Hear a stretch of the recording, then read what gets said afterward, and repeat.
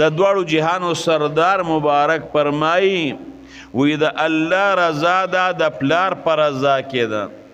چې د کم انسان نه پلار خوشحاله یو پلار ته ناراضي نو دې پیشي چې مان رب العالمین رضا ده او مان الله خوشحاله ده او د دواړو جهانو سردار مبارک فرمایي وی د الله پاک نارضا او د الله پاک هغه غصه او ناراستیا ده د پلار په ناراستیا کې ده د کم انسان نه چې پلار خپي د انسان کې ډیر دیندار دی او ډیر تقوادار خو دنه بربم خپي چې کم انسان الله خوشالول غواړي پلار دی خوشاله ساتي